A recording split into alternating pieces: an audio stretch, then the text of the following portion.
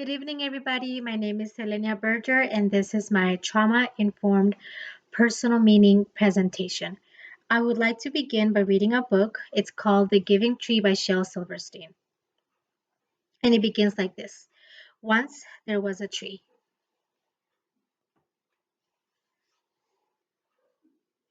and she loved a little boy.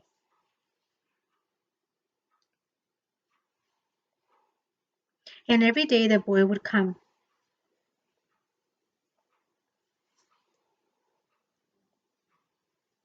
and he would gather her leaves and make them into crowns and play king of the forest.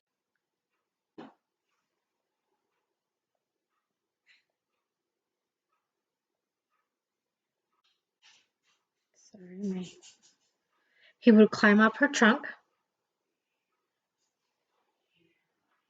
and swing from her branches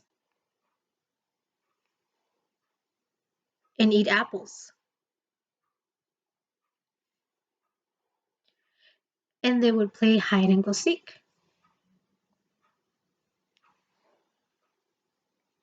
And when he was tired, he would sleep in her shade.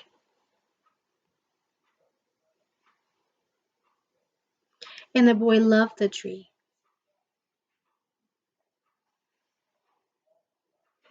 very much, and the tree was happy. But time went by, and the boy grew older,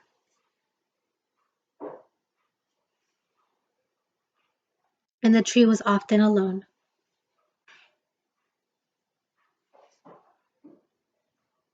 Then one day the boy came to the tree, and the tree said, "Come, boy, come and climb up my trunk and swing from my branches and eat apples and play in my shade and be happy." I am too big to climb and play," said the boy. "I want to buy things and have fun. I want some money. Can you give me some money?" "I'm sorry," said the tree, "but I have no money. I have only leaves and apples. Take my apples, boy, and sell them in the city. Then you will have money and you will be happy." And so the boy climbed up the tree and gathered her apples and carried them away. And the tree was happy. But the boy stayed away for a long time, and the tree was sad. And then one day the boy came back, and the tree shook with joy, and she said, "Come, boy, climb up my trunk and swing from my branches and be happy." "I am too busy to climb trees," said the boy. "I want a house to keep me warm," he said. "I want a wife and I want children, and so I need a house. Can you give me a house?" "I have no house," said the tree. "The forest is my house, but you may cut off my branches and build a house, then you will be happy."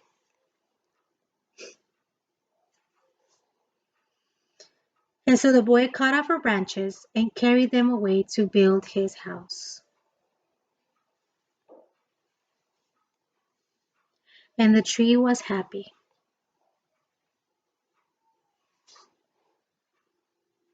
But the boy stayed away for a long time. And when he came back, the tree was so happy she could hardly speak. "Come, boy," she whispered. "Come and play." "I am too old and sad to play," said the boy. "I want a boat that will take me far away from here. Can you give me a boat?" "Cut down my trunk and make a boat," said the tree. "Then you can sail away and be happy."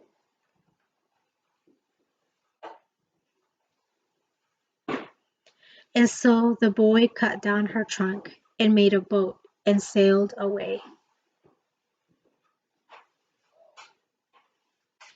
And the tree was happy, but not really.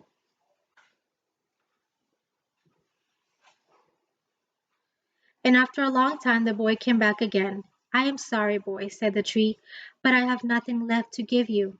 "My apples are gone. My teeth are too weak for apples," said the boy. "My branches are gone," said the tree. "You cannot swing on them. I am too old to swing on branches," said the boy. "My trunk is gone," said the tree. "You cannot climb. I am too tired to climb," said the boy. "I am sorry," sighed the tree. "I wish that I could give you something, but I have nothing left. I am just an old stump."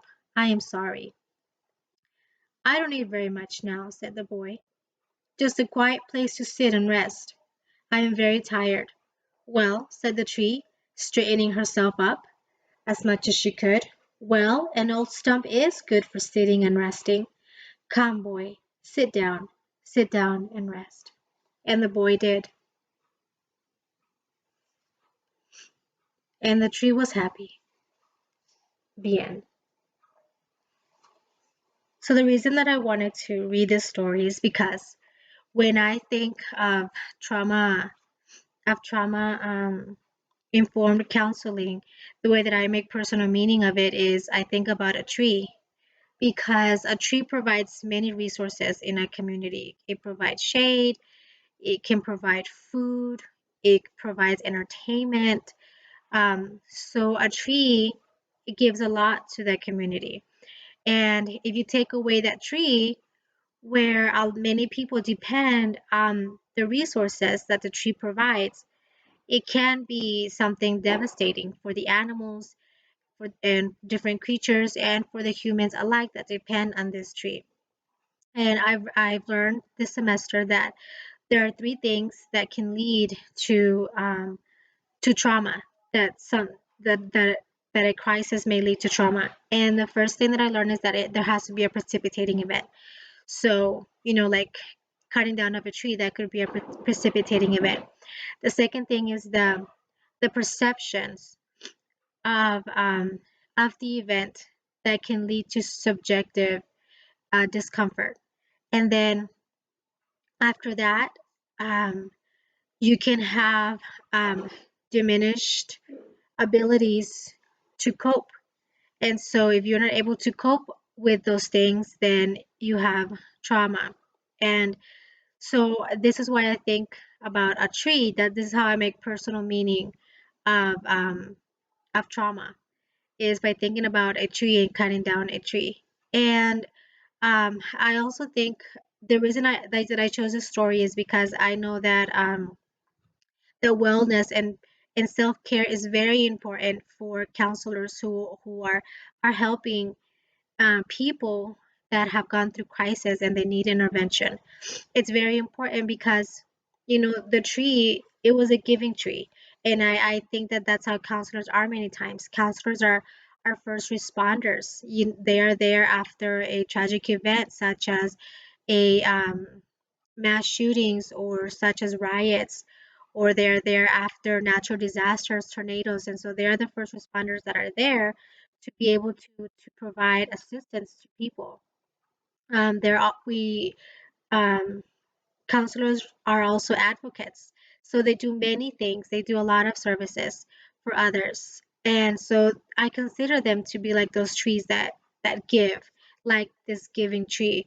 However, this tree at the end of his life, he was only a stump. That's because he just kept giving and giving. And so I think that as future counselors, it's very important that you take self-care, so that at the end of your life, or at the end of the day, you don't become like this tree who was just a stump. There needs to be a way to replenish and to rejuvenate, so that you can feel rejuvenated, and you can have renewed strength, and you can have that renewed hope to continue helping others.